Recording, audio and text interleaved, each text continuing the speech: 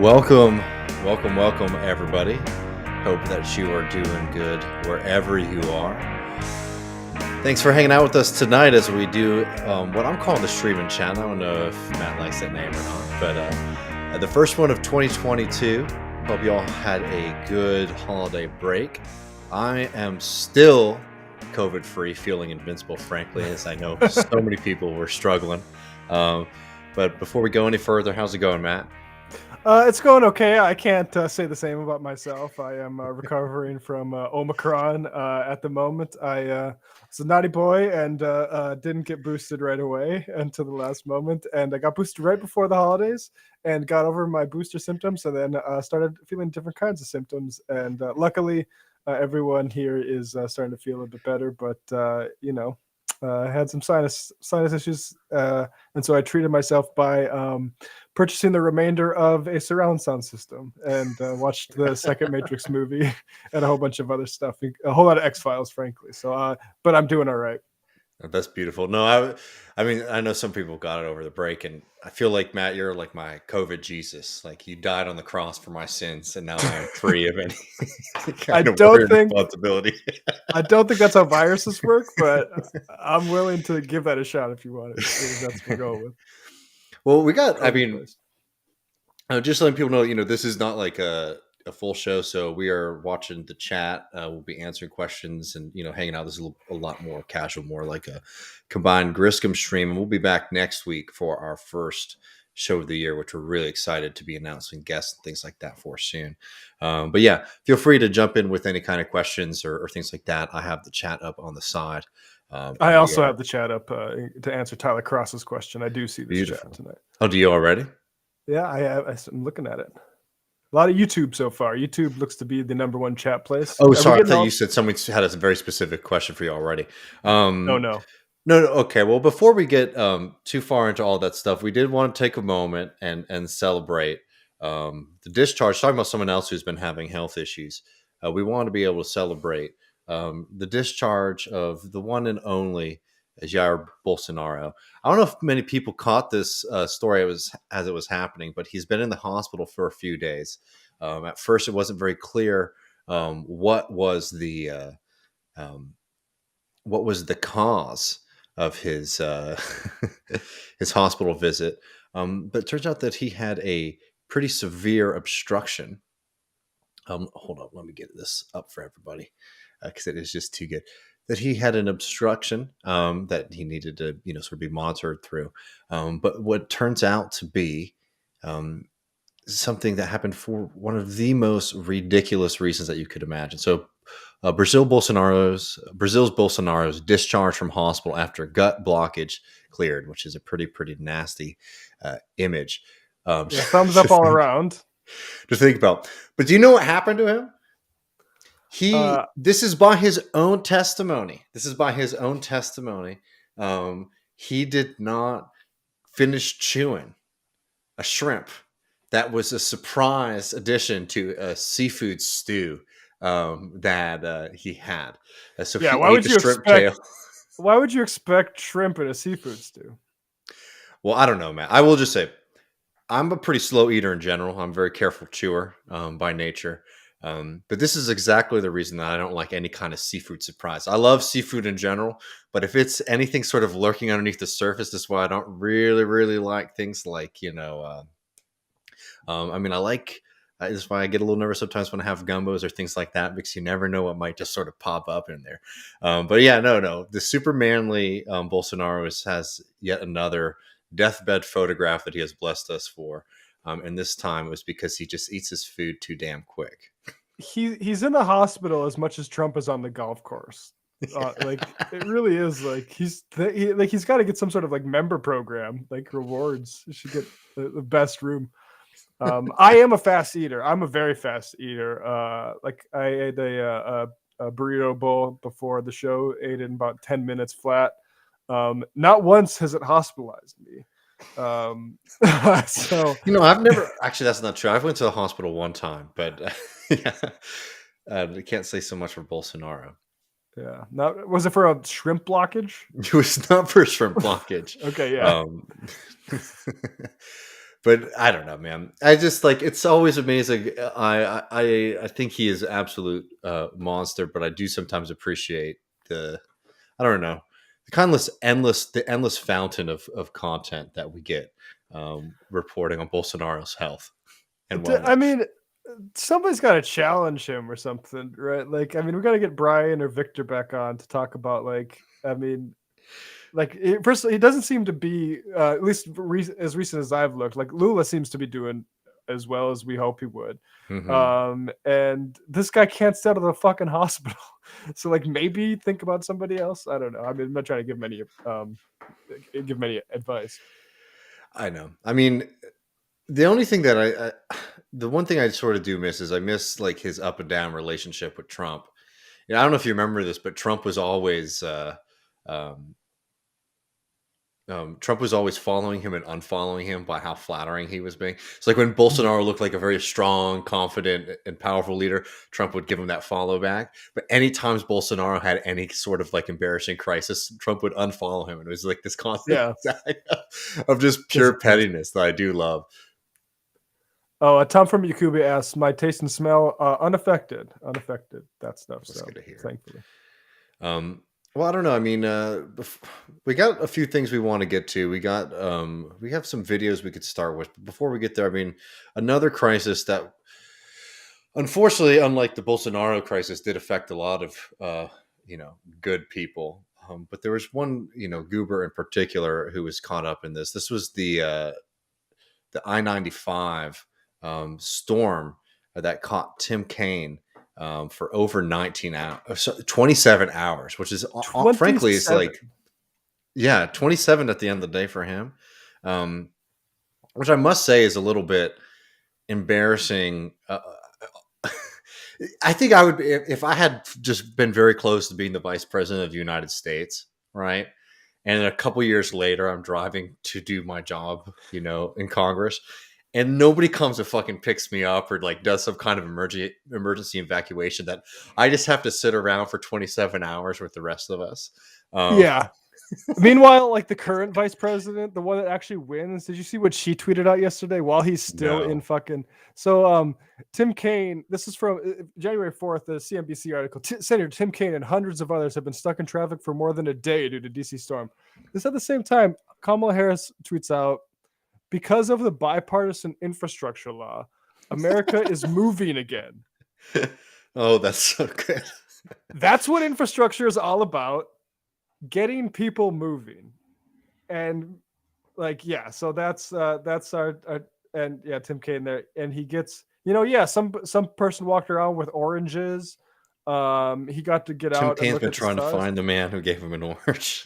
And look, like Tim Kaine, as far as senators go, is recently, like, I don't think he's good as far as senators go, but in terms of the Build Back Better, he was supporting it. But like, this is why the bipartisan infrastructure law, like, is just like, we just absolutely are not prepared for what's coming.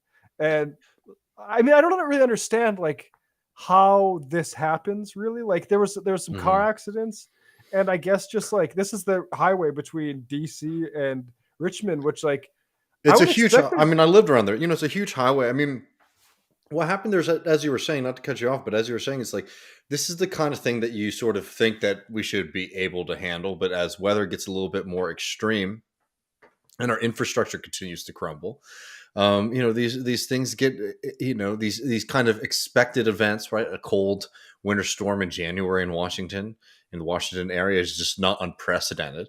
But our capacity to be able to deal with that is so limited, because of one, lack of funding of when it comes to infrastructure, and because of climate change, right? And from like what happened here in Texas last year, to what we're going to talk about in a second in Colorado, right? It's just like the lack of preparedness for our infrastructure in particular, and like our political response to like the very real problem of climate change at this point, is worrying. And obviously it's like, it's fun to poke fun at Tim Kaine because I don't know, he was trying to be a little bit of a good sport about it. But Yeah. again, I do think that it's mildly embarrassing. He should have got hella evacuated out of there From a state, from a state like prestige perspective, it is a super big L. It's like a huge L to be like everybody else, be like, boss, I can't come into work today because I'm in traffic.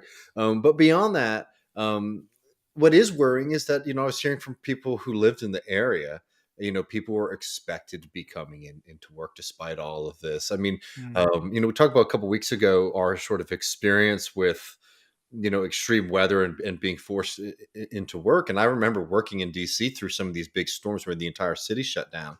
Um, and not only is it, sort of difficult to get there, you get worried about getting home, especially if you have a long commute like I did, that you could potentially have to do on foot in the freezing cold. But you get worried about, the kind of things that happen when you're walking down streets by yourself. I mean, people who work in the bar industry know that like you are a good target for mugging, and people know that. They know that you're a good person to come after because you're somebody who has a bunch of cash in your pocket at the end of the night, right? And it's like the kind of like what I'm saying is like Tim Kaine, rich guy, screw him, but like this kind of thing really does affect a lot of people in negative ways, and it's ridiculous that there's not a stronger response or I mean, capability to deal with this. it can be super tragic. Like Tim Kaine's a 63-year-old man. Like I'm 33 years old. I don't want to be stuck in a fucking car for 27 hours. Like, and especially if it's cold out. Like I don't know. Like, it really is the sort of thing where, and Manchin coming out saying, we're just done with Build Back Better. I'm not fucking talking about that shit. Stop bothering me with it. And we talked about all like the bridges that are like, oh, there's a giant sheer edge on one of those things that it just broke in half.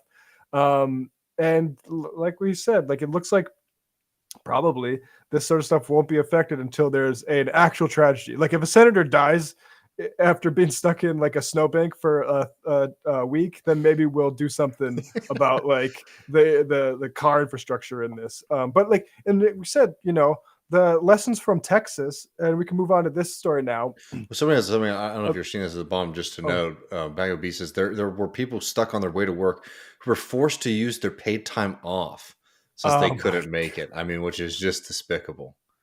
Jesus. Yeah, exactly. I mean, that is like, American dynamics, like little dynamics to put in time capsules to explain what society is like. Like that's If a you want to nice understand America in a nutshell, it's like that right there. Like a big little, natural disaster that everybody is collectively experiencing, but you are forced as an individual to sort of find like like senators like can't even get helicopter evacuated from this like hellhole on the highway, but you're supposed to find a way to either get into work or take your vacation day. So it's yeah. Sorry, should have planned better for when you're picking houses that or something. Yeah, insane. let me get this for you. And the reason, by the way, and it's like the infrastructure thing goes into this, but the reason people have to do this, I mean, Kaine wants to live in Virginia so he can, be in Virginia for political reasons. I'm sure also he has a nice house, right? But a lot of people who do have to commute to work in DC because it's a major, hub of economic activity, people more and more are pushed out of that city as rent has become just unbelievably unaffordable. And that's the secondary effect of a lot of our over reliance on like car infrastructure, is that there is very little affordable housing within these cities for people. So more and more people are sort of forced out further and further out, and they go on these long ass commutes so that they can come into work. And yes, their jobs potentially closer, but if you can work in DC at a fancy restaurant or something like that and make $250 a night versus working at a local diner and making $75 to $80, I mean, it makes sense for you to Right. do that, right? And this is like all of these broken systems sort of like flying into each other here. But let me pull up this Colorado thing if you could introduce this. Yeah, so the Colorado Sun has an article. Mountain County, St. Louis Valley will experience power natural gas outages because of the Boulder County wildfire. And I don't know if you saw this over. There's a clip of a bunch of parents in like a Chuck E. Cheese or something like that, and you look outside and just like a huge wall of like smoke and flame. But so Joe Smythe, who's a researcher focused on coal utilities and electric cooperatives, said, I learned some new details about what triggered the rolling blackouts in our county and others last week. It was clear that the blackouts were aimed at reducing gas use by forcing off gas furnaces, water heaters, but it wasn't clear exactly why. It says apparently the fires in Boulder damaged the electric substation that provides power to a gas compression facility, which feeds the gas supply system for our community and others. As people use gas to heat their homes, pressure in the gas system began to drop. Excel was worried that within a couple hours, the gas system could fail. If that happened, turning it back on apparently would have involved technicians going to each home, checking pilot lights and valves to ensure safety before it was turned on. I just want to remind people that natural gas is touted for being super efficient, right?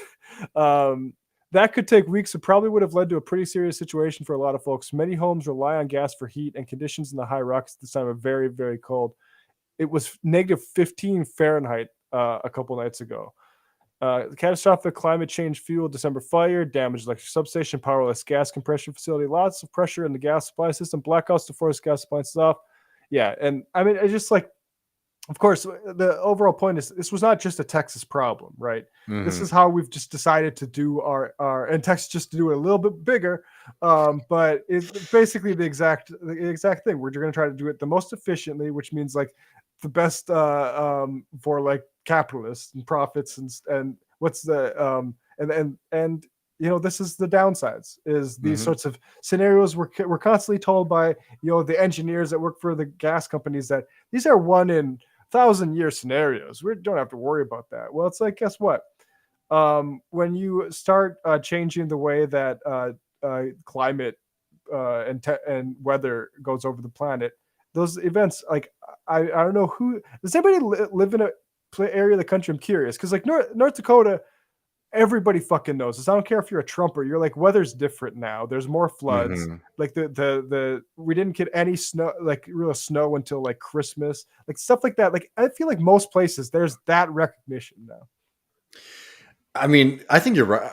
Right, and I mean, I know a decent amount of Republicans and people who aren't very friendly to environmental policy, and even they, for the most part, admit that they think that there are changes going on.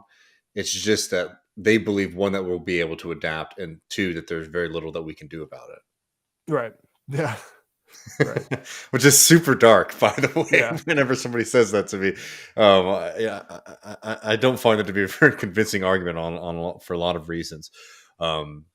Yeah, I mean, we'll definitely be doing a lot in you know, this year, covering one, not just like the fight for, you know, some real action when it comes to climate change, but also starting to look at these institutions and just like the rot that's top down within them, and our ability to be able to produce and supply power and heat to people, and so much of the exposure that we're facing right now, from our water systems to our electrical systems to our gas systems, you know, it all comes down to one common denominator, which is a few people being able to extract as much profit from the system as possible and taking shortcuts or telling people lies. I mean, natural gas is like even the term natural gas, right? You know what I mean? Like, what does that mean compared to anything else and any other major fuel that we use? Right? It's just like there's so much insane propaganda, you know, that has just sort of been swallowed and accepted by folks, and even people, you know, who consider themselves to be, you know, more environmentally conscious. That, you know, I think really is worth dispelling and finding ways that we can start to advocate within our communities, ways to push back, because I mean, frankly, it's everywhere, right? It's like from unsafe drinking water to you know, to being able to keep the lights on or the heat on during a horrible winter storm. Yeah, absolutely. Okay. I want to take some questions, and we're watching the chat, so y'all feel free to jump in with questions. We always appreciate super chats, but we're happy to, you know, respond to everybody as much as we can. We have a few things. Matt and I are going to play a little bit a game called Nationalize This. I'm going to pick some favorite industries that we like to see nationalized and do a quick history rundown on that. But feel free to get your questions in. But before we get all of that, let's see. We have Aaron Rodgers, who is, you know, I feel a little bad coming at him sometimes just because I remember I interviewed for a job. This is like a little bit of a tangent, but it's something that I get worried sometimes with, like, with media, right? Is that, like, I don't think that sometimes people realize how many people are watching you when you're speaking publicly, right? And two, how often, even when you're getting a kind of friendly interview, something that might feel friendly to you, it's might be presented in a completely different fashion, right? And I remember I was interviewing for an organization, like a kind of activist organization that like help college students do more organizing. And I really went into them in the interview process because they didn't provide the college kids with any kind of like media training or media advice. And that's just worrying for me, not just for the cause, but also like for people's own like, personal sanity. Because there are so many nasty little right wingers who will show up around colleges and interview you at a protest with the sole purpose of, getting a funny clip of you saying something goofy so that they can, embarrass you, turn you into the next thing. Obviously, Aaron Rodgers is not, somebody who is unfamiliar with the media.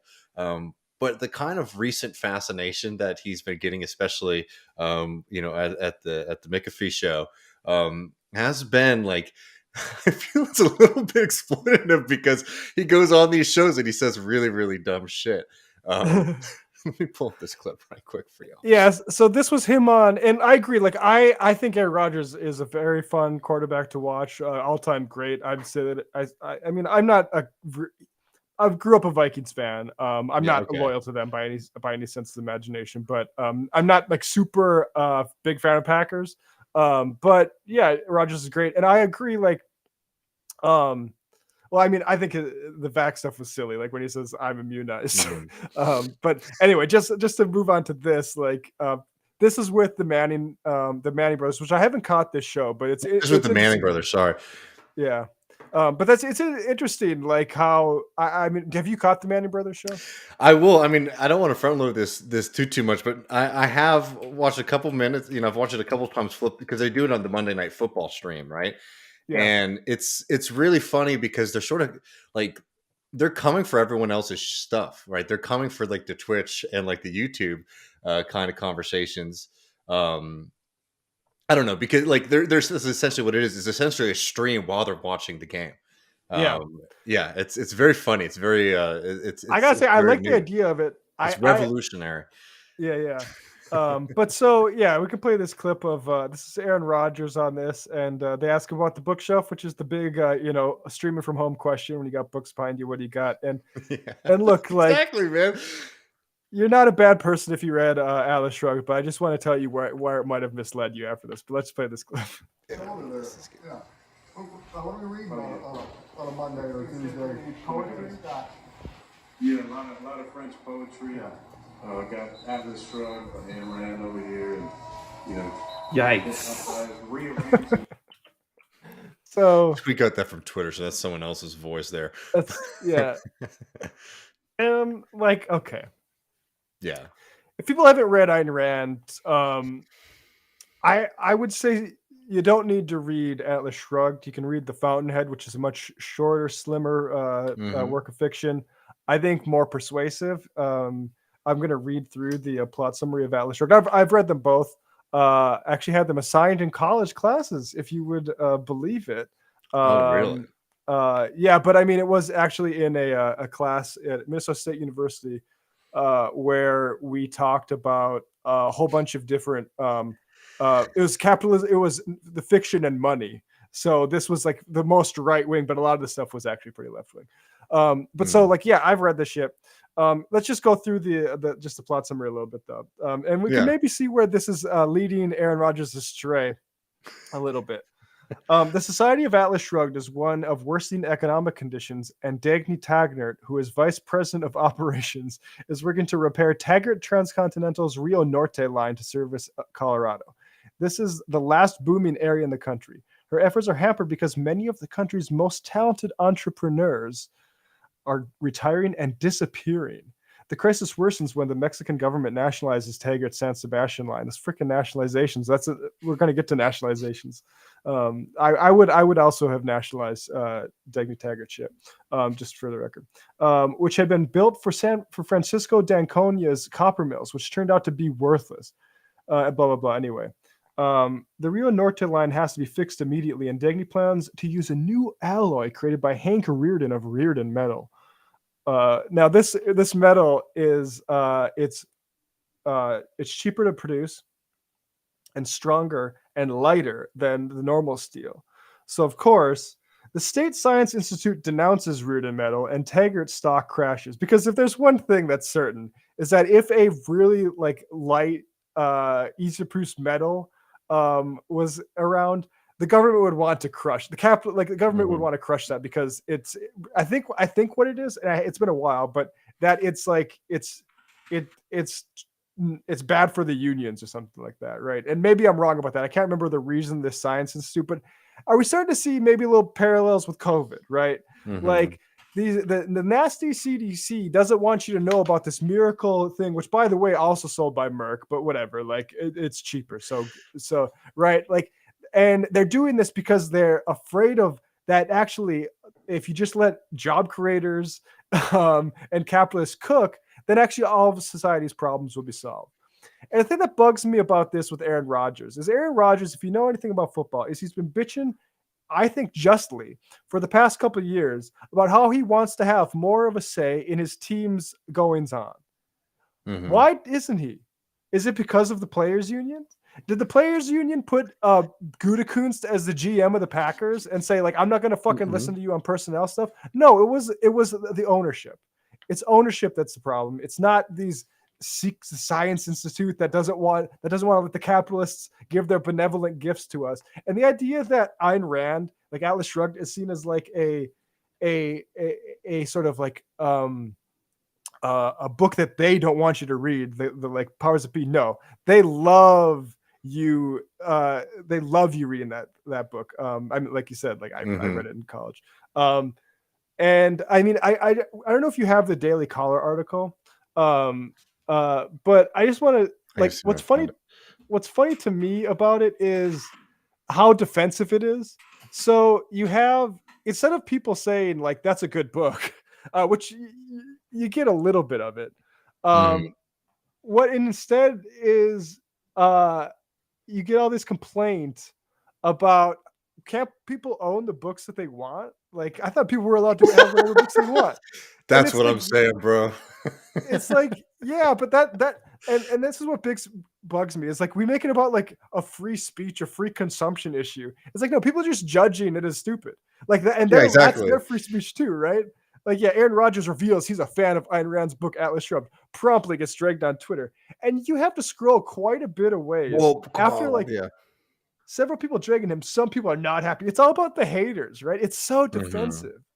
Here it is. For some reason, can you scroll up a little bit? For some reason in 2021, it's 2022 now, but you're apparently not allowed to read whatever you want, including a classic story loved by libertarians. Those are two very different groups, by the way. Yeah. Well, yeah. by innovators and their like delusional fans, I think is another way to put that. But yeah. A classic story. But okay, that's basically, look, Aaron, you're allowed to read like whatever you want to read, buddy. But I'm just gonna just look at your own situation. Who's oppressing you? Is it these people that are asking for handouts, these hangers on, or is it like management, the people that are actually above you on the org chart?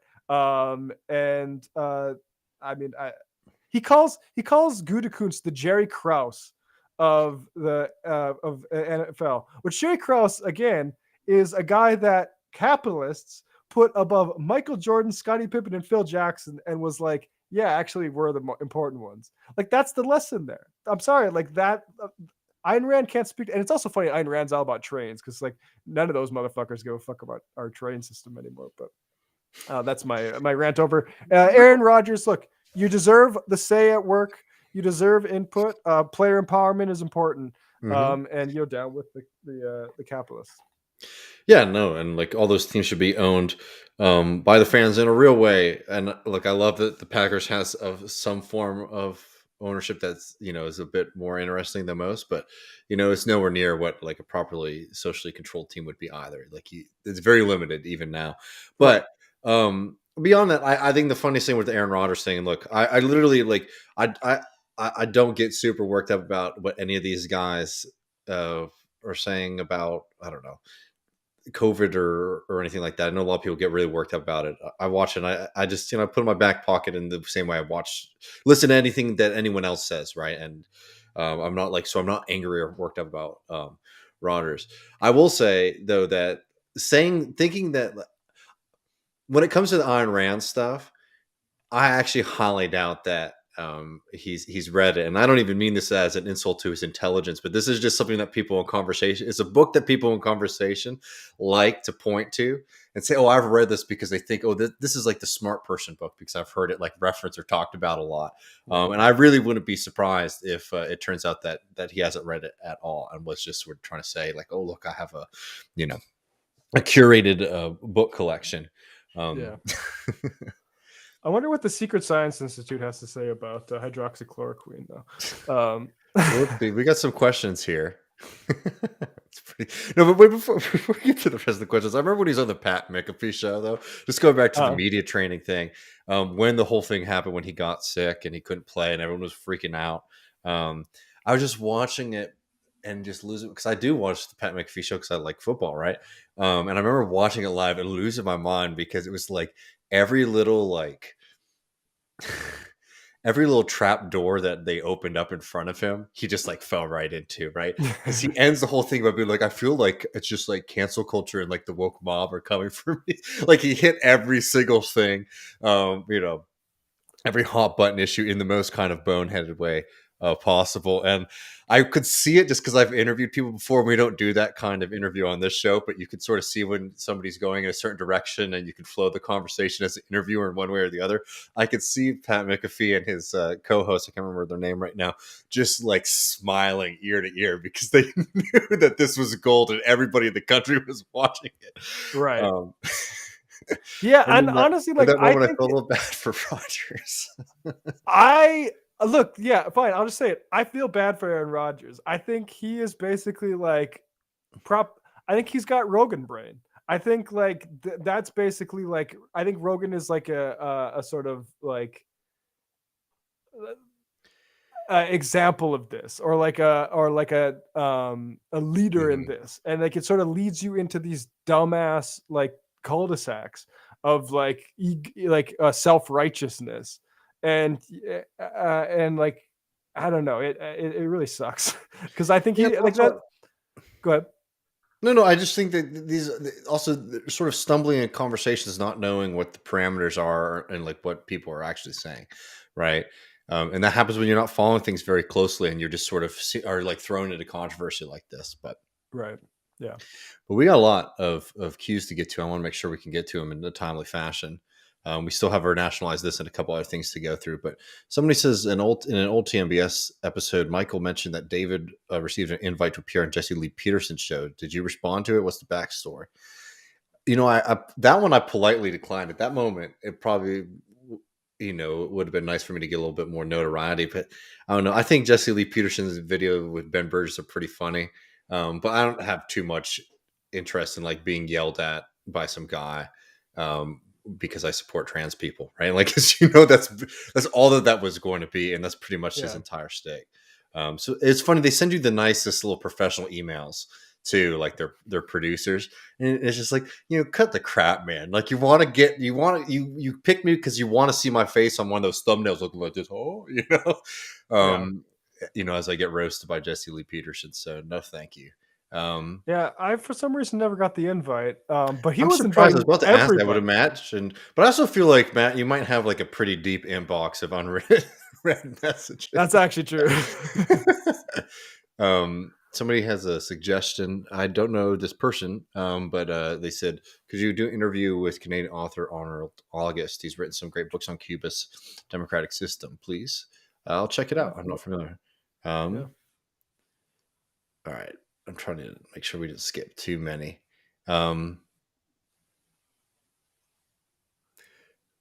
Excuse me. I'm just pulling down. What poetry is he reading? God, I think that's another thing, is that's a signaling, right? Is he just meant to say French poetry? Like, could he name a French poet? Could you? Baudelaire. There you go.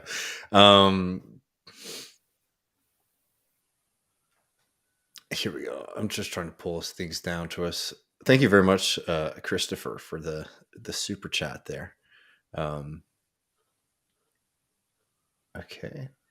Excuse me. Oh shit! Here we go. He said, "I'm right. I'm vindicated." This has not been verified yet, but he said on McAfee he hasn't read it. So. I mean, this is actually very interesting. Like, I want to know more. I want to know like what prompted you then. Like this is actually very interesting sort of cultural history to me. Cultural anthropology. Because I was gonna say, like, I've been on dates with people who are not ideologically libertarian, a person, and they're just like, this is one of my favorite books, and it was The Fountainhead. Like that stuff gets out there, Dude. I mean, I got suggested to by one of my high school teachers, not knowing anything. It's like to do the Ayn Rand essay contest. You know about that? It's like a huge scholarship contest. right? Yeah. I mean, they flooded the Ayn Rand. The funny thing about Ayn Rand fans is they flooded the like Modern Library Association's vote in like the late 90s as to like the greatest novels of all time. So like the Atlas Shrugged and The Fountainhead are like 1 and 2. But over like Ulysses and stuff like that. But what's also funny is also above like Ulysses is the Scientology guy L. Ron Hubbard's novels, because those are also cultists and they voted L. Ron Hubbard shit up. So like two cults basically like are atop of the Modern Library Association's greatest novels of all time. That's awesome. Our friend Strom, appreciate the chat. Says have Michael Goldfield on the show. I'm not familiar with him either, but I just made a note of it. I'll check it out. There you go. Aaron Rodgers will be talking to an empty chair at the RNC in 2032. I gotta say, I don't think that his like passion for this stuff is like strong enough that we're going to be seeing too much politics from Rodgers post the COVID thing. I think that's something that like is really hot right now for obvious reasons. But I don't know. Maybe I'm wrong. You have another inclination. Also, before we throw that though, I do have to say that like that video of Clint Eastwood doing that is one of the funniest things ever. But I also have to say Clint Eastwood is probably the greatest of like the conservative artists, right? Clint Eastwood is like a phenomenal filmmaker and actor and writer, and like I'm a huge Clint Eastwood fan, and I love actually the chair speech just because it just shows how out of place Clint Eastwood is in a lot of ways from the mainstream conservative movement, because he's an artistic like thinker. Like he wants to go and do a monologue with one prop just being an empty chair, like completely unique in the conservative movement, an incredible brain. Yeah, no, that's definitely true. In his mind, he thought it was like something like there's gonna be like a Sundance trailer for it, and it's gonna be like Clint Eastwood's speech to the Obama chair. Okay, let me pull up some more stuff, and then we got all these things to get to. You can't look at these two either, can you? I'm seeing them come up. Yeah. Are you on our thing? Can you stop them when they come up? If you find any ones that are questions, it's okay if not.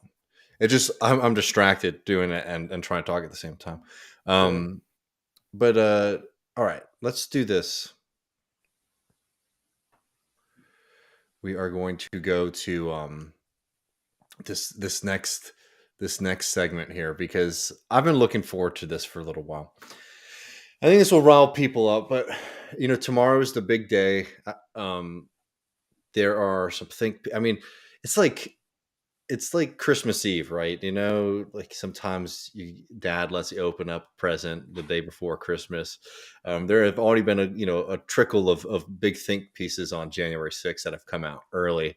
But tomorrow is going to be the big day. And there's a lot of kind of like real freaks out there who have made, hay out of this for an entire year at a point that I think is just extremely delusional.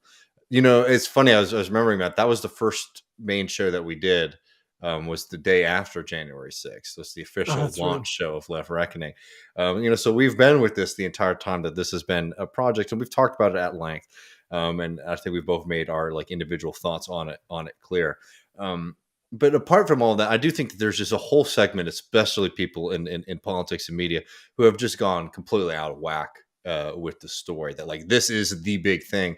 And it can be a little funny when you turn on, CNN or a lot of like more mainstream media, and you realize that like this has really sucked all the oxygen out of reporting on the Biden administration, even 1 year into his presidency, in a way that I think has been really damaging for kind of analyzing and building up popular support and challenges to the Biden administration. Yeah, I mean, I think we're going to get into it. I think Corey Robbins' take is correct, but like broadly, the thing about Jan 6 is like, and I think Robin alludes to this. Mm-hmm. Like the problem to me is never that people responded to election lies by storming the Capitol. The problem was the election lies, right? Like I like the popular the sort of, and I think like that's kind of what Fukuyama is afraid of, and that sort of type was how and Daniel Bessner was always like sort of would poke at these people all the time, like are you really so scandalized by these people in Pelosi's office, right? Mm-hmm. Or in the hallowed walls of the Capitol. And like to me, like that stuff wasn't ever as important as like the naturalization of what, as Robin points out, like is a trajectory that's been going on for a long time, just a repudiation of sort of popular democracy. And and what Robin also points out, which is that there is a coinciding session by the party that's supposed to stand up for democratic populism in the Democratic Party. They're just allowing it to happen. And that's why we are in a bigger problem than any of the people that are acting like Trump is sort of like, or Jan 6 was like some sort of aberration and a turning point. Yeah, I think that's a fundamental problem there. No, I mean, yeah, we'll get to the Koiran piece in a second, which I think is the most important bit. But frankly, like the Jan 6 conversation, this is a conversation about, this is media criticism essentially, right? Because I don't know many people, except for people who spend a lot of time watching cable news, who are still really worked up about January 6th, right? It truly has become like in the same way that people who watch a lot of Fox News have like very specific pet issues that they're still worked up about, right? That like when you talk to very normal people, just don't really register. But I think the major thing with the excuse me, I have to block somebody. The main thing about the here we go. There we go. Sorry. The main thing about the this is why doing live shows with the chat sometimes can be actually such a pain in the ass. Because we don't want to show up for everybody. But the major thing that January 6th has sort of given to a certain class of liberals has been the opportunity to continue eating the treats. And the treat is like, kind of Trump hysteria, right? In a way that is just completely immaterial, right? In a way that lets you just continue being worked up about what he represented for the office and, and the disgrace he represented for the country. And absolutely Trump was a disgrace in the sense that like he truly was such like an American and is such an American demon. I mean, just like a bloated billionaire who wants to, attack working class people, wants to, demonize immigrants, and invade countries and take their oil, right? Like Trump is very much like a part of the American story, and these people who try to act like he's this kind of like aberration, I think, are frankly delusional. But also, what Trump was able to do for a lot of people who talk about politics for a living was he was able to sort of stand in as like the focus of a lot of people's frustration with this system, and even with some of the more brutal aspects of the system that we live under. And they were able to put it all on Trump. But I'm sorry, we're a year out, and we're seeing just real immiseration of working people across the country, upticking of Trump's brutal border and immigration policies, along with massive wholesales of federal government land to these same oil companies that apparently we were voting against when people voted for Biden in 2020. What I'm trying to say is that like a lot of people who spend most of their time talking about January 6th do it at the expense of actually talking about, one, the material politics that Trump represented, and two, what's happening in this country today. And I think this Fukuyama piece is a good way to sort of expose this. And, I'll say this about Fukuyama. For people who aren't familiar, he wrote the very famous end of history thesis in 1992 that, we have entered into a new period of of politics, of post history. We've entered into the end of history where liberal democracy, liberal democratic capitalism has overcome any kind of serious challengers with it. And he wasn't saying that nothing ever would happen again, but basically, the story has been set, right? This kind of big fight over how we want to govern and organize society has been set. And it was completely delusional then. And he's walked back and said, "Oh, I was wrong about that. It was a big thesis." But at least Fukuyama is somebody who I find to be interesting to sort of keep up with what he's writing and saying. Right? He's unlike a lot of these other New York Times pieces that came out over the past couple of days on January 6th. This was at least philosophically more interesting because I do think he speaks to a kind of pulse. He speaks to a kind of pulse of of an American liberalism. So let me pull this for you. The piece is called "One Single Day." All it took for the world to look away from us, which is pretty incredible to me. Here we go.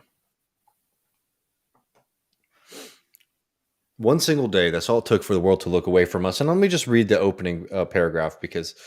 this isn't about... that one single day wasn't when JFK got his head blown off and the entire world is like, oh, that was clearly an assassination. And we're like, nope, it was just some crazy guy. Anyway, or when Colin Powell lied to the United Nations, or when we invaded Iraq, right? I mean, it's just, endless. I could highlight a lot of days that have been worse for American democracy, frankly. The Vietnam Turner Joy thing where we said, they're shooting at us, let's invade. Yeah. The January 6th attack on Congress by a mob inspired by former President Donald Trump marked an ominous precedent for the United States politics. Not since the Civil War had the country failed to effect a peaceful transfer of power, and no previous candidate purposefully contested an election's results in the face of broad evidence that it was free and fair.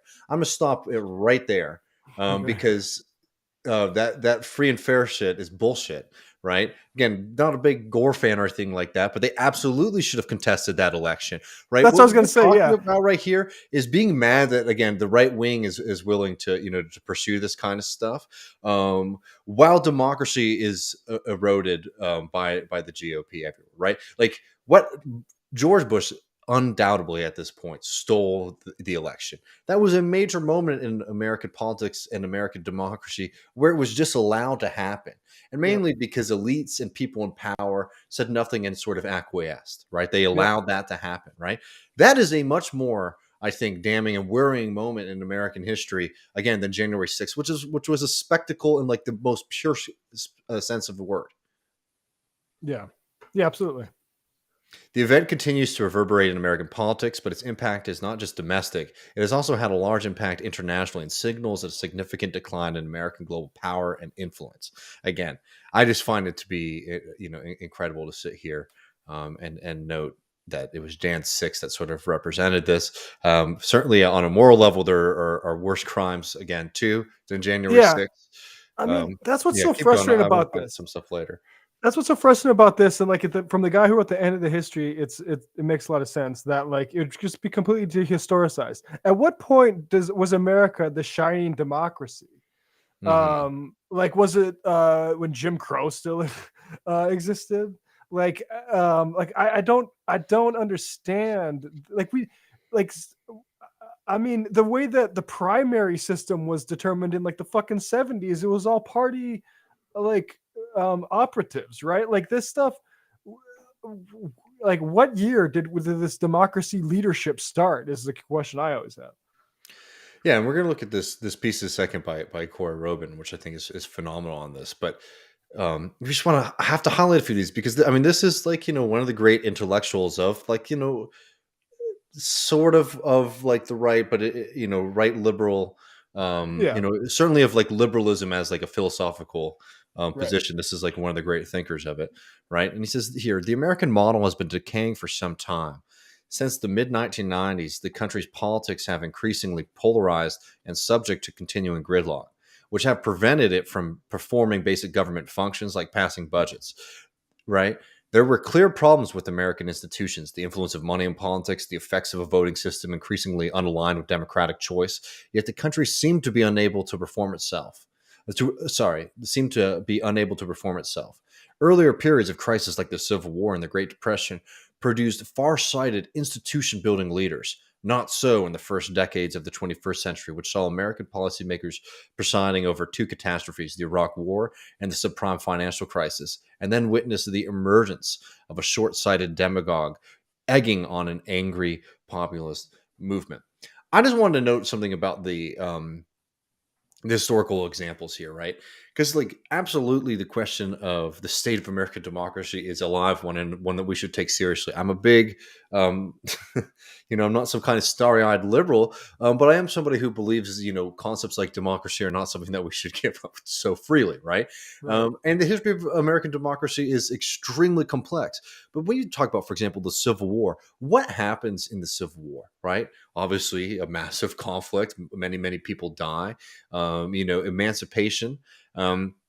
But then a completely fumbled and incomplete process of establishing Reconstruction and full sovereignty and democratic rights for the formerly enslaved, right? And that happened because the people in power refused, and they lacked the political will and financial interest in pursuing that. I mean, the Republican Party, post Lincoln, really does, after a very short period of of pushing hard, for like stronger Reconstruction policies, completely acquiesces to a rising Democratic party and movement in the South in favor of pleasing northern finance and people and voters in the North, right? I mean, that's a great tragedy in American history, is that the Reconstruction project completely evaporated. So Yeah. I find it funny to talk about like the moments when the American institutions were sort of fixed and restored. All that ends up happening post Civil War is not this kind of grand moment of Reconstruction and the reckoning that was needed, but kicking the can down the damn road. And that's what we're facing today when we're talking about things like voting rights, when we're talking about the sanctity of democracy. These were questions that were live wires in post Civil War, and they've been with us ever since, because this entire system has been unable and incapable of rectifying those issues, right? And same thing with FDR, right? Who again, staves off, some of the worst aspects of the Depression. But again, this story completely omits the great leader being a far-sighted leader, completely omits that this came out of like mass movements of people demanding something different, Right. and this was a response to that kind of organized push, right? Again, it's just like this kind of way of thinking about both history, I think, is ludicrous, and also not recognizing that, like, yeah, it is absolutely correct to see the moment that, to talk about the history of like racism and slavery in this country when we're talking about these contemporary issues. And it's because they were never dealt with in the first place, because of all these kind of soft, slimy leaders that we've had for like 140 years now. Yeah. Yeah. Exactly. I just wanted, and then he goes on, of course, to complain that the United States is not prepared to go to war with Russia and China. Yeah, that's the Um, thing, is like, I'm sorry again, like, look, like, I'm not interested in any fucking lectures America has to give countries about two particular things: Islamophobia and coercing labor. I'm just not that interested in it. Like, I'm interested in other people talking about a global assessment of those things and where there's problems. I'm not interested in the State Department. mhm. And then the last paragraph here before we go to Robin's piece. So this is the bad piece on Jan 6. Before we go to the good piece, he says the U.S. retains a huge amount of economic and military power, but that power is not usable in the absence of domestic political consensus over the country's international role. If Americans cease to believe in an open, tolerant, and liberal society, our capacity to innovate and lead as the world's foremost economic power will also diminish. January 6th sealed and deepened the country's divisions, and for that reason, it will have consequences across the globe for years to come. Well, good. I mean, those seem like good consequences, honestly. Oh, here, where is it? It's the dignity. Excuse me. This is the bit I want to read because again, this just shows the difference between like a good materialist and like a kind of squishy liberal conception of history. People can't read it. The decline of democracy worldwide is driven by complex forces. That's fair. Globalization and economic change have left many behind, and a huge cultural divide has emerged between highly educated professionals in cities and residents of smaller towns with more traditional values. Potentially, the rise of the internet has weakened elite control over information, right? Yeah, So they can't feed you the same slop, except for the fact that the internet, as much as it's supposed to be decentralized, is effectively centralized in a few major platforms that control people's access to information. Right, like the kind of idea that like the internet is just performed like this free space for people. I really push back against that because I think it obscures the real power dynamics that still exist in our media. But that is not even the big gripe I have with this. We have disagreed over values in the past, but we now live in separate factual universes, and the desire to belong and have one's dignity affirmed are often more powerful forces than economic self-interest. And that's where I think that this gets really ridiculous and silly, and especially the kind of liberal overdetermination of what January 6th represented, right? Like this is saying we need to stop doing politics on a certain side of groups because we have this genuine threat to democracy, right? This once in a lifetime kind of threat to democracy that is being fueled by fake news and people, too wrapped up in conspiracy theories. Undoubtedly, there is a rise in people who are operating in very frightening universes, right? And I would say that, like, certainly the QAnon groups and the people who were there in January 6th represent a major portion of that. But look at the same kind of crap that people have been force-fed about Russia sort of being in control of our government secretly for the past 5 years. Talk to those people about shit, and you'll also see a kind of very frightening willfulness to believe whatever lies are kind of politically expedient for you. And frankly, as frightening as it might feel, right, it's not a new thing in American democracy or democracy itself, right? Like this is just... this is what people have done from the get-go. We have to find ways to beat it. I'm not saying don't take it seriously, but this kind of like, oh my Lord, don't do politics right now. Don't deal with the kind of questions that we have about economic inequality, about I made this point on Twitter that like, look at how much division there's been over the pandemic, right?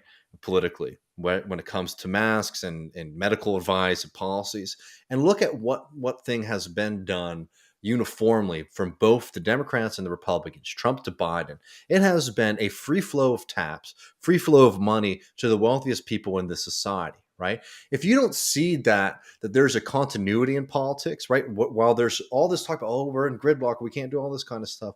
But when it really comes time for the government to get involved, right, they know who to answer to, right? And they know what kind of responses to take because they are very, very equipped and are very well trained to provide vast amounts of resources to the rich and powerful in this society, right? And if you don't see that as a major part in the fact that most people feel extremely politically active right now, but the way that they engage in politics is becoming more and more farcical, right? Like the way that more and more people act in are like expressing their political frustration, whether it be Republican wackos or people on the left, is like in these kind of big performative moves, right? Versus like actual like structured, organized politics. It's because we're living in this kind of weird paradox right now where people feel extremely politicized, but our political institutions have been so hollowed out to just sort of act as tributaries to a small wealthy elite that of course politics has gotten like extremely absurd, right? So again, I think that it's just very funny to sit here and say that like, oh well, maybe it's some of the kind of inequality that we're seeing, maybe it's globalization and this massive financialization of the global economy. Those might be interesting points, but more often than not, it's people feeling that they've lost their dignity, and politics is just a place for them to express that. I think that is just sort of missing the plot big time. It's also that's the thing is like all these new on like QAnon, like you look throughout American history and there are just groups of complete whack jobs, like all like I mean, look, no offense, Mormons, like you're not that crazy compared to other religions, but that shit that you did, like just moving to Utah and starting a whole society, like that stuff, that's pretty nuts. Like, and that's pretty American. Like fucking Scientology, right? Yeah, like, yeah. like this, especially if you can get money behind it. But yeah, like that's not new. Although it is, I will say, like I understand why Fukuyama is sensitive to it, because I do think that it does open up, like, and I agree with what you're saying about monopolies controlling it. But I do think there is there's a difference that the internet has brought that's similar to like the printing press. Like you look at the printing press and like the Reformation time, like that up like that got a British king's head cut off, right? Like because ideas can start traveling freely. That's why we frankly needed to monopolize this shit. I think to look at this cynically, No, I mean, well, certainly. I mean, we do stuff on the internet because we wouldn't be getting jobs at many major papers or kind of old legacy media for sure. Yeah, or if we would, we'd be probably like thinking different thoughts and like That's true. told to focus on different things a little bit. Yeah, I mean, I just think that people oftentimes just like really over determine like the internet, like, oh, we're in the internet age now, so like politics is fundamentally different, right? I Yeah. think that you can really lean on like one variable too much, but I think that is probably a good kind of pushback. Yeah. I mean, there's so much I want to get into. Matt and I've been just really diving back into like U.S. history lately, so I think we're going to be doing a lot on that lately. But the more you start to read and listen and think about like early American history and basically like American kind of politics over a couple hundred years that we've had this democracy, you realize that the lines unfortunately are very, very similar.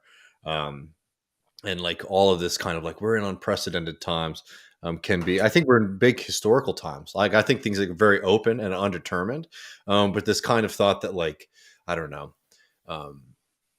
I guess I really resent any kind of calls that use like a technological determination or a social determination in the sense of like, oh well, we've lost our dignity, right? Or like people just have lost like their beliefs or like their morals around how to engage in politics. As a kind of way to tell people to sort of like depoliticize themselves, when in fact like we have a lot of political energy right now and we need to be creating like the vehicles for people to actually use that to enact the change that they desire, because that I think that's like one of the biggest problems. Anyways, we'll talk about this later. Anton Yeager had a really great piece, and you can read Jacobin Tribune magazine on this, but let's just get to the good piece since we introduced it, because Corey Robin I think puts it very well, right? If you were worried about January 6th from a question of like a threat to democracy, you are becoming a bit distracted, because there is a very, very legitimate threat to democracy, one that is very near to me right now in Texas, where they are just really trying to gut our ability to enact our basic kind of voting rights. If you're worked up about January 6th and not what the Republican Party is doing currently and has been doing for 60, 70 years, you're making a big mistake. And we can't read this whole thing, but people should read the piece. Republicans are moving rapidly to cement minority rule, blame the Constitution. This is by Corey Robin in Politico. As we approach the one-year anniversary of the assault on the Capitol, the prevailing argument on the left and much of the center is that the GOP poses a novel threat to American democracy. This is a flawed assessment, which oversells and understates the danger we face. In the past year, the Republicans have used their control over state governments to gerrymander congressional districts in their favor, all but ensuring a GOP majority in the House in 2022. They have made it harder for citizens disproportionately of color to vote. They have made it easier for Republican officials to sabotage the administration and outcomes of elections. Many fear that Donald Trump and his thugs could overturn the results of a free and fair election 2024, as they failed to do in 2020. Meanwhile, despite controlling all of the elected branches of the federal government, the Democrats have not passed the Freedom to Vote Act, which would undo Republican restrictions on the right to vote, establish national rules and standards for access to the ballot, prevent the partisan drawing of congressional district lines, and ensure that state officials cannot undermine elections. We have one party, in other words, currently out of power in the national government, trying to legislate a future in which it can lose elections but legally acquire or hold on to power. We have a second party currently in power doing little to stop the first. I highly suggest people reading the entire piece because Robin goes back to, by the way, that this is not anything new. The Republican Party has been very much against the Voting Rights Act from the get-go. Reagan opposed the 1965 Voting Rights Act, explaining that he believed it was humiliating the South to have people's. I can't imagine what he meant by what the that South. means. He didn't mean the people who lived there. He meant white people. Because I can't imagine anything that would is more humiliating than not having your vote counted. Reagan's lawyers in the Justice Department, led by a 20-something John Roberts, mightily resisted it and much needed amendments to it. When it came up for renewal again in 2006, the act nearly broke the House Republican caucus in two. And this goes back, I mean, I want to throw it to you, Matt, but I just wanted to know just why I was getting so worked up about the Civil War and Reconstruction is this is from the very, very get-go. There's a lot of things that needed to be done after Reconstruction, and probably one of the most critical, if you look at the longevity of that project, was federal control of elections. Maintaining state control of federal elections has been a disaster for the country. That's why we have all these kind of absurd rules everywhere. But it's also how people, groups like the GOP in Texas, are trying to set up a state that should be highly competitive, and making it into a state where it's just kind of predetermined Republican control, at least for another 10 years, right? I still think we need to find ways to beat them, but we should not be taking this up without a fight, right? Because the threat to democracy is large, and this is an old fight, is what I'm trying to say. This is a fight that's been happening in this country, not just since the Civil War, from way before, but the Civil War was supposedly like the opportunity to sort of force this shift to happen, and they didn't do it. And we've had some kind of moments where we've made some progress on it, but until we get national federal control over elections, I think that we'll always have a democracy that's under threat. Yeah, there's a great bit of history from Madison that Robin cites there. I'll read it here. This is from, let's see. Do I have the citation? This is from the Constitutional Convention. In framing a system which we wish to last for ages, we should not lose sight of the changes which ages will produce. An increase of population will of necessity increase the proportion of those who will labor under all the hardships of life and secretly sigh for a more equal distribution of its blessings. These may in time outnumber those who are placed above the feelings of indigence. According to the equal laws of suffrage, the power will slide into the hands of the former. No agrarian attempts have yet been made in this country, but symptoms of a leveling Let me say this again. But symptoms of a leveling spirit, as we have understood, have sufficiently appeared in certain quarters to give notice of future danger. How this danger is to be guarded against on Republican principles, how is the danger in all cases of interested coalitions to oppress the minority to be guarded against, among other means by the establishment of a body in the government sufficiently respectable for its wisdom and virtue to aid on such emergencies, the preponderance of justice by throwing its weight onto that scale. So we get the Senate. But when he says, no agrarian attempts have been made in this country, but symptoms of a leveling spirit, as we have understood, have sufficiently appeared. What he's talking about is the levelers. And we're talking about the English Civil War in the 1640s, mid-1600s. So just briefly, Charles I gets in an argument with Parliament because of who gets the power of the purse, basically. They end up getting a big fight about it. Parliament wins with the power of the New Model Army. And then long story short, they cut off King Charles' head. The levelers were in the army and like sort of the popular, in any revolution, there's the popular folks, right? They were talking about the lower sorts that sigh for a more equal distribution of God's blessings, right? Cromwell had at one point in this revolution to decide, are we going to go with the levelers or are we going to break them? And he decided we need to break them before they break us. And what he meant by us is he meant property holders. So they went with, instead of universal suffrage, one man, one vote. That's how advanced they were at this time, man. But anyway, and though there were some people saying I think universal suffrage, but anyway, popular suffrage was beaten out by the property suffrage. And that is the story of democracy in the West for the past like half millennium, basically. Yeah, I mean, that's the thing that, again, this is why history is so interesting. Going back to that Madison quote, there was this kind of recognition of the threat of democracy, right? Which was why there always needed to be these kind of checks on the popular will. Um, but of course, like it takes a lot of kind of rhetorical dancing to sort of get around the concepts of the individual and and popular like sovereignty, and sort of mixing that with a system that is fundamentally meant to kind of destroy it and hinder democracy. And hopefully, like, the kind of process that we can build is one that sort of brings that tension more into light, so that we're able to challenge some of these structures, right? Like, I think it's like it's frustrating to me sometimes when you hear people, they get worked up about, I don't know, did you vote for the Democratic Party or not, in this presidential election when you did not want that person to win? Did you do the lesser of evil voting, right?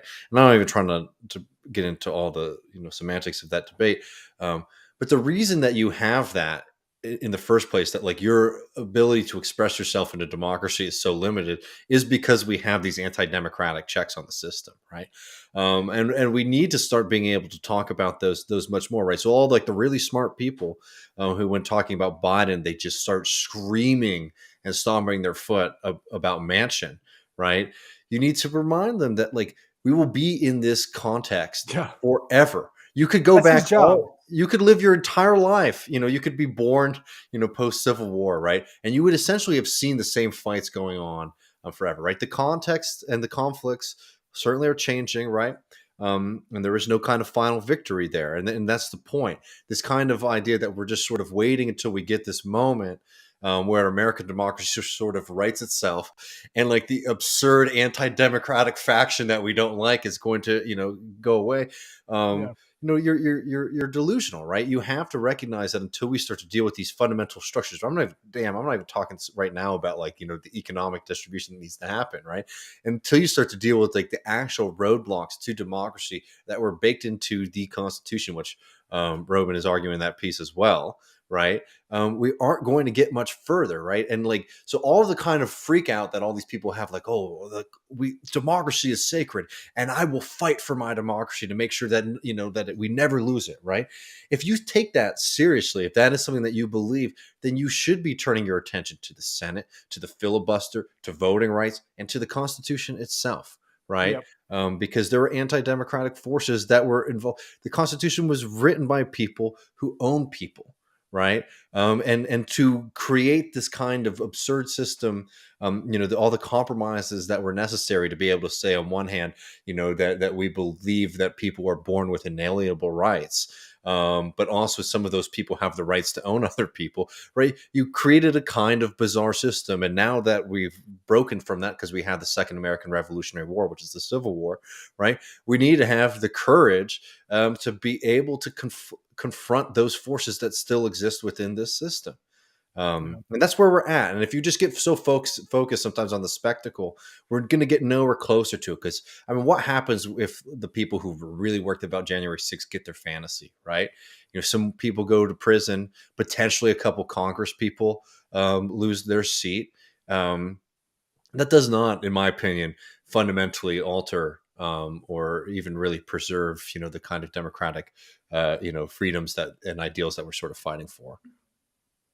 yeah. I think I mean, I would like to see certain accountability of maybe if FBI people were sleeping on stuff or whatever like that. But I also think accountability is overrated.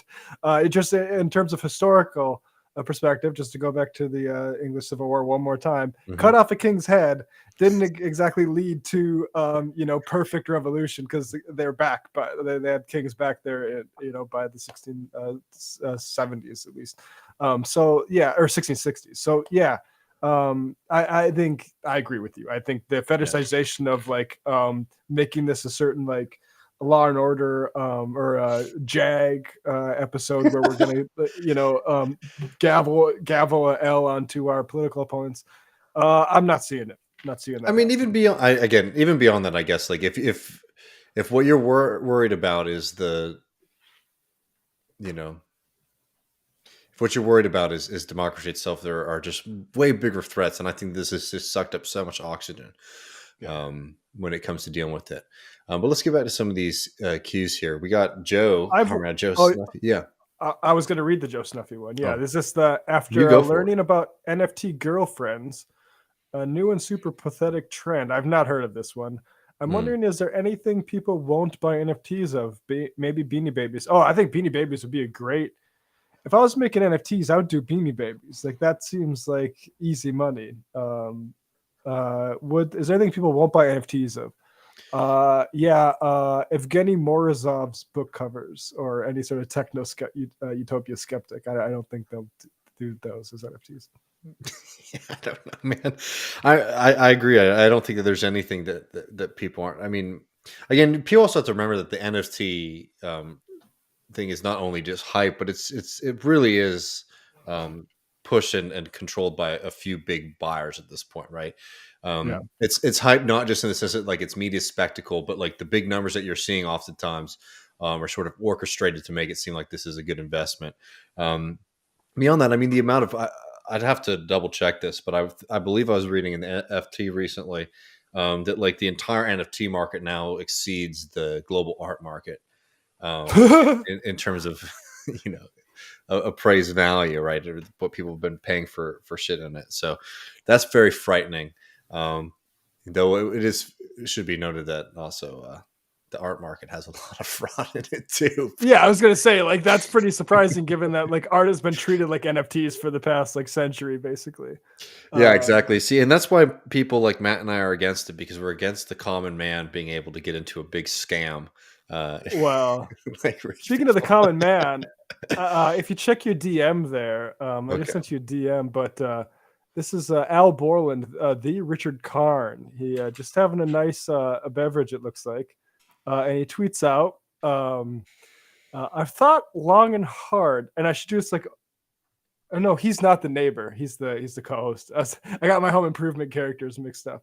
I thought he was the neighbor, like above the fence, but no, this is just the co-host. But Al says, I've thought long and hard about NFTs, and I've decided it's not something I need to do. So thank you, Al Borland, Richard Karn. That's a pretty based a move there, and nice smile. I mean, I feel like people. I could share it.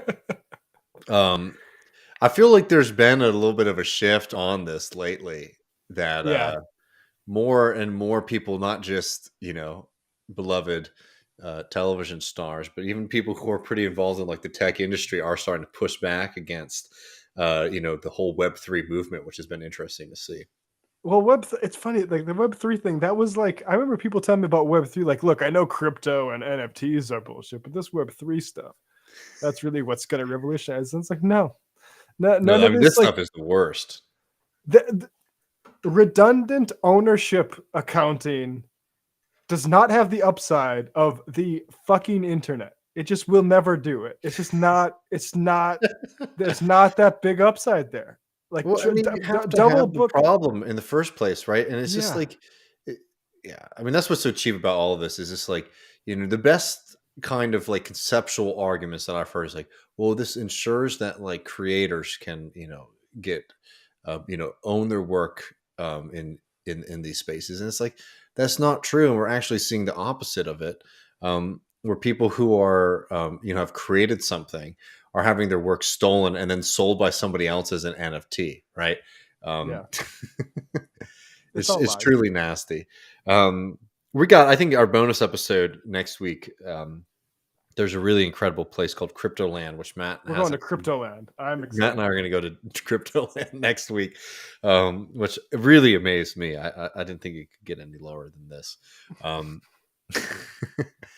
I want to say I can't figure out where it was in the chat, but I saw people were arguing about abortion. And just to be clear, we've covered and we've done a lot of episodes on abortion, and it is undoubtedly a material issue and not a distraction. I would very much push back against anyone who was saying that. Just wanted to put that out in the chat because.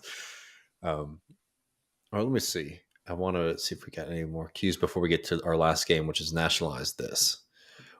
Well, actually, we can get people in this. We can get people to play this game if you want in the last couple minutes here. Yeah, it's a good This point. is a game um, that I wanted to play with Matt. It was inspired by a couple different things. I guess it's less of a game and more of just like a fun list we could come up Thought with. experiment. Yeah. A thought experiment. How about that? And it was inspired one by I thought that Matt Brunegg wrote a really great piece. Well, let's start with that actually. Matt Brunegg wrote a really good piece in Jacobin um, over the weekend. You know, we've talked about Tyson and meatpacking in particular for a long time on this show and also on TMBS. And it is a really brutal industry, and it's something that people should be taking more seriously from a climate and a labor perspective, but I also think from a perspective of democracy. And let's just get to this real quick. We should nationalize Tyson Foods.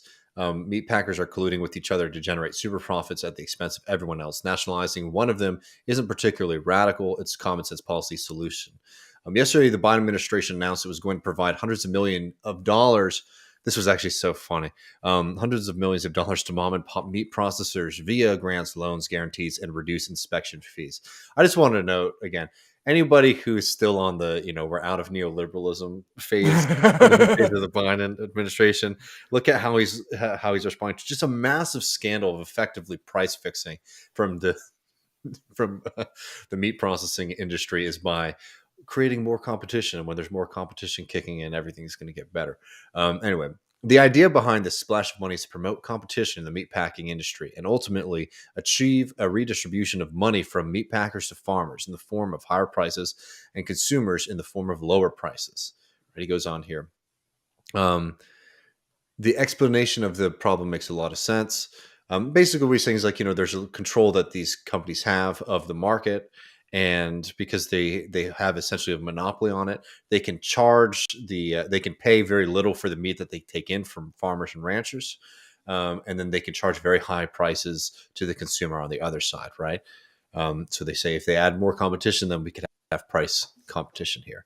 The explanation makes sense. On its journey, the conceit starts with a farmer, goes through a meat packer, and then finds its way to a retail store. If the meat packing part of the value chain is clamped down by a few players that are colluding with one another, they can grab an outsized share of the meat revenue. But the offered solution to this problem, some grants and loans, seems both inadequate to solving the problem and needlessly indirect. If there are four companies that control the meatpacking market and the government thinks they are colluding in a way that generates super profits at the expense of adjacent market players, then the government should simply buy one of the four companies and run it properly. You don't need years-long efforts to maybe increase competition through subsidizing new firms. Simply nationalizing one of the big players would allow you to increase competition and bust up collusion in a few months. I love in Matt. Brunegg's very matter of fact style too. I think a very clear argument for nationalization that you don't have to be too ideologically oriented to understand the kind of common sense of that program. Yeah, I like that. That's a fun one. And I like someone like Bruna going through some of the considerations you might need to for something like that because it's Mm-hmm. less clear for me just personally like healthcare having rehearsed this argument over and over again. That's what I would nationalize our health system entirely. Not only the insurance, but like the hospitals. We're not gonna let fucking like philanthropists getting investigated for pedophilia like Sanford in South Dakota own hospitals or the other hospitals in North Dakota owned by like credit card people like that shit is just disgusting. Why are capitalists owning hospitals? So right, like what the fuck are we doing? So that's the easy one. And like I sometimes think about like the social media stuff. Like I think the U.S. Post Office should have like authority over like Facebook, and that's like your online mailbox or something like that, right? And but also you get rid of ad profiteering and like algorithmic sort of like servicing like that, so people can't pay for attention. And like that is the other one that's interesting to me. But I'm curious what you got. Before we even get there, I just want to say thank you to Ange from Australia for the super chat. Hope that you're Happy doing New Year. very well down there. I think we're much overdue for a good Australia app. We have a lot of folks who listen to Australia, and we've been meaning to cover it for a while, so we should get something together soon. Um, um, And this is a good note here too by Sungreen. Smithfield Foods, the world's largest pork producer, was acquired by a Chinese firm in 2013 for nearly $5 billion, more than the company's market value. Right. I think that gets to something that I think we noticed at the beginning of the pandemic was how vulnerable our food system is, and how important, frankly, and that it is for us to be able to build resiliency within it, and that this is something that doesn't affect us in an abstract way. Food, right? This is like what we eat, and this is how we survive. It plays a big role, both in labor, because meatpacking in particular is one of the most brutal industries in the country. And in the environment, but it's also, look, this is the food. This is stuff that we serve to our families and friends and our children, and and to ourselves, right? We should have much more say in the way that it's produced, and in much more of a way than this kind of indirect, kind of stupid fantasy of voting with your dollar, right? We can create a system that provides much more humanely raised and cared for meat than we do right now. We just have to basically build the kind of democratic systems that can provide it. So again, I think the nationalization argument makes sense from Brunek's point on the kind of nuts and dollars and cents aspect of it. But I also just think, frankly, like these are the kind of these are the kind of questions that get taken away from us in systems of like mass privatization. Right. So I just want to double down on like on the meatpacking industry, and actually, frankly, a lot of our food systems in general should be nationalized and democratically controlled by workers. But beyond that, I mean, I think some basic ones that I think you could sell a lot of people are those nasty little gremlins who control the testing, the kind of rapid testing companies. I don't know if people remember this, but a few months ago there was a huge scandal that they were purposefully destroying supply because they were worried that the price was getting too low. That they had produced so much when it comes to rapid tests that they would not be able to make enough profit, so they started destroying the product itself. Right. That's not unique to them. That's a very basic kind of capitalist action, and it happens all the time. It happens a hell of a lot with food, right? Where there's purposeful destruction of products. But the second that company did that I believe it was Beanax, but I have to double check that.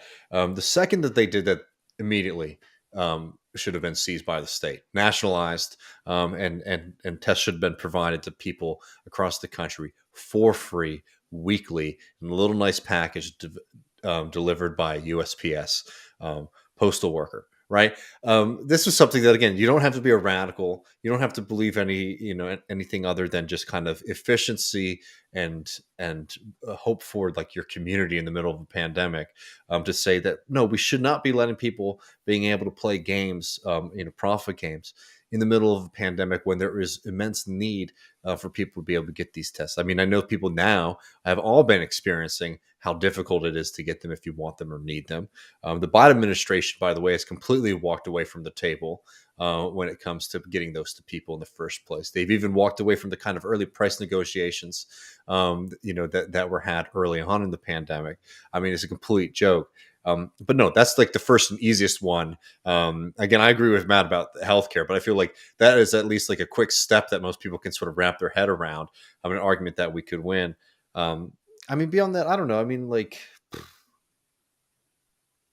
I think internet is another one, as you were saying, that like it doesn't make sense on an infrastructure level to have like underneath me there are 4 fiber optic cables so that I can have competition from like 4 or 5 different Yeah. companies for high speed internet when there's a lot of places that are underserved. Yeah, right? we got to renationalize the phone services. Yeah. This shit. Have you seen this stuff with 5G? Like, it's literally causing trouble with air traffic control frequencies, and it's like, what for? What? What Yeah. is one fucking thing that 5G allows you that 4G didn't? Like, are you fucking serious? And now we're gonna So that shit. We're not doing this, Verizon. I'm sorry. Like good job innovating like Bluetooth earbuds. Like that's like the one thing that's changed in the last 10 years. Y'all can do it. Yeah, good job. I just want to say shout out to Brad who's joining us on Patreon. Appreciate that. We'll see you next week for a bonus episode. His next week will be Go yeah. ahead. No, we're not done. I was just shouting out people. I just want to say one final thing on Brunig's piece is like when we talked about hypothetically how the left should participate in antitrust conversations. That is how that's how you should participate in antitrust conversations. Jesus, somebody like one of these nasty little troll accounts is. I guess it's like a porno bot account. Just Oh keeps no, on that's my changing friend. their name. It's That's your my buddy.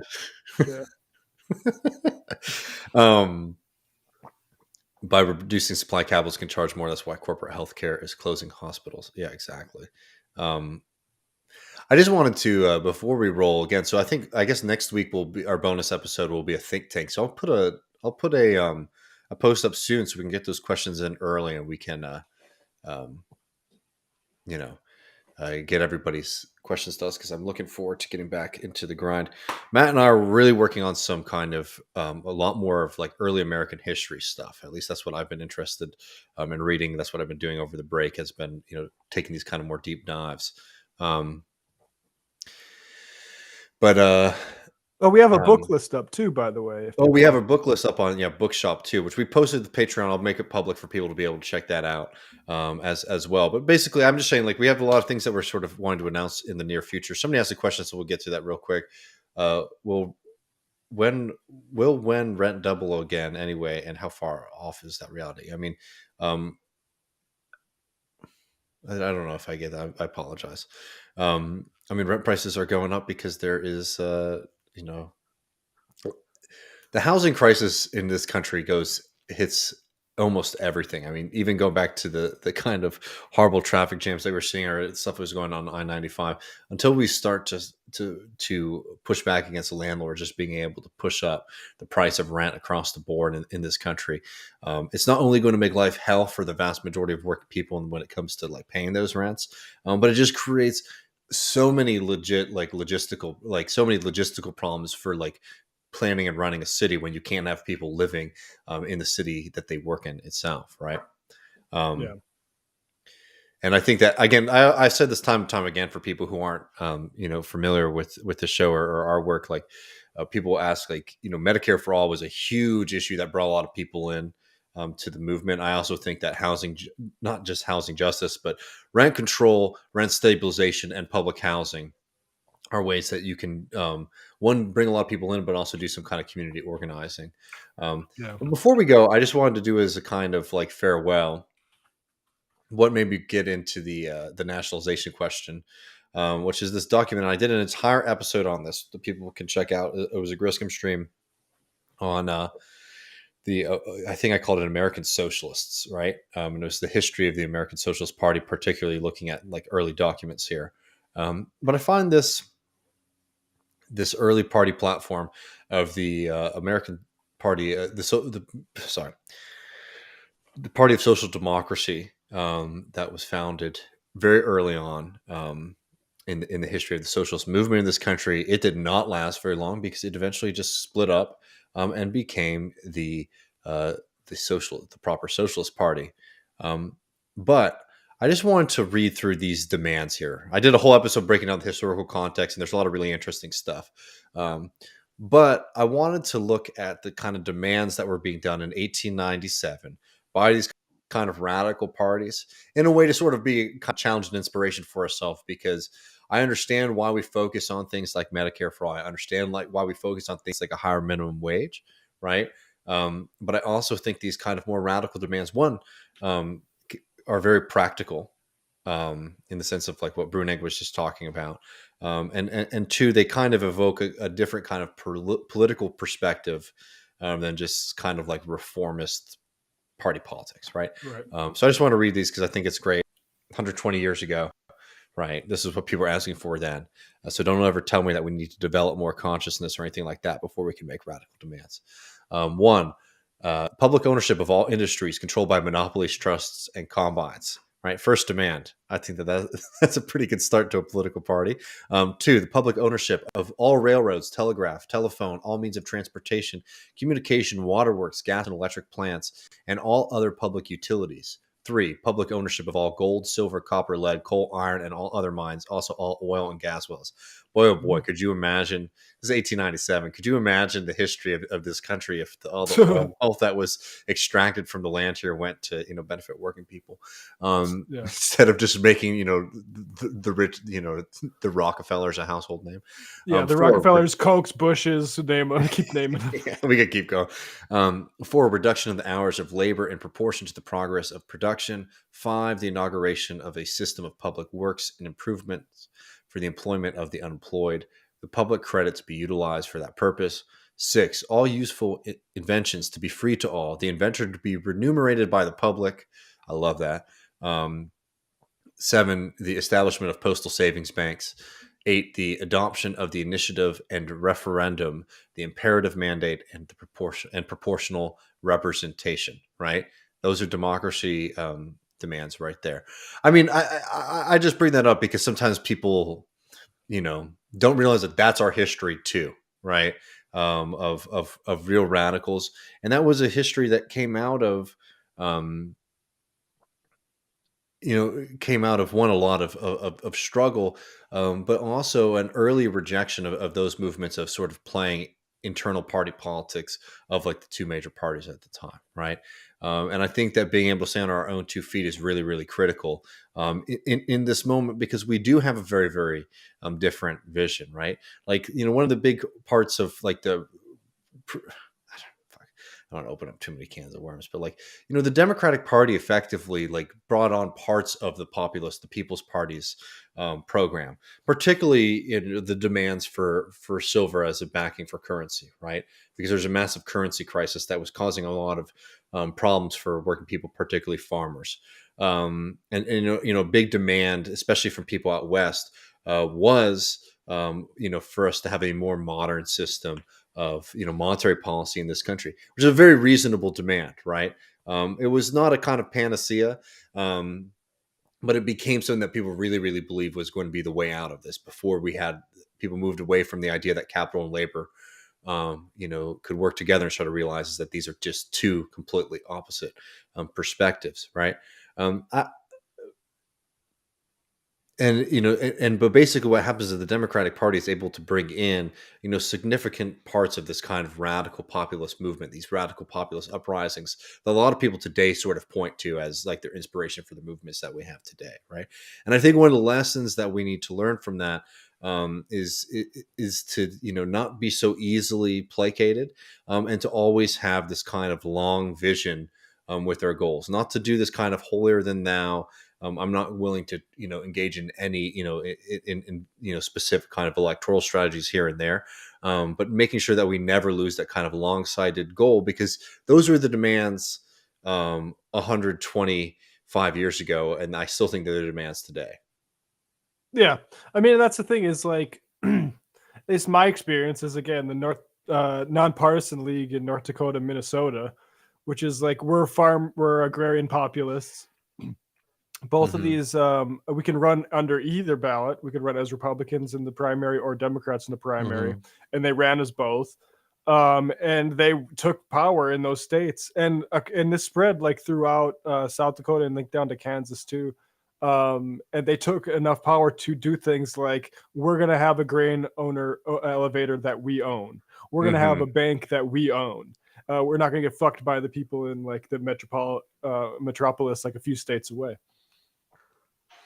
Yeah, no, we got a lot on this. I'm this is just a little teaser, just off the cuff, stuff that I think Matt and I really want to get into in the next few weeks. Again, people should check out the list. We got a super chat here, and I think this will wrap it up for us. Yeah, Chartreuse says, super chat, Matt, I read Anya Seton's Winthrop Woman and the Tradescant novels. I learned so much. Your recommendations. Yeah, that's interesting. Winthrop Woman set in colonial Massachusetts. The Tradescant novels are interesting given what I was talking about earlier with regards to the English Civil War. The Tradescant, there's two, a senior and a junior.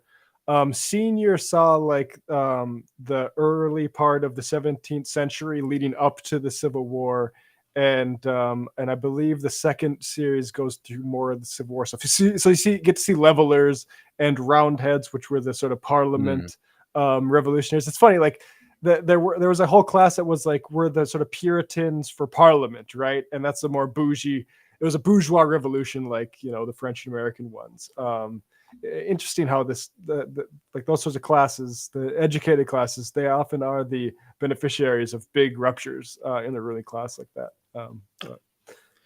No, and I think that understanding those kind of ruptures and understanding like ruling class internal fights are actually something that one, you gain a lot of practice with from studying history, and I also think it's something that we need to be a little bit more engaged on our side too, as we're trying to build these movements. But on that note, we got a hell of a lot to get to y'all next week. We'll be back Wednesday at 7 with the first main show of the year. I'll be back next Tuesday afternoon with a Griscom stream, and you'll catch us that next Sunday afterwards with the bonus. We're still on break right now, but we want to come to y'all live for a little bit and hang out. I appreciate all of y'all very, very much. Happy New Year. Well, thank you. Our friend Kowalski popped up last minute with the chat. I appreciate it. And everybody's been loving the Kowalski. I like how the emojis show up on the screen. Yeah, it is very fun. I appreciate all of y'all so much. We will see y'all next week. Peace.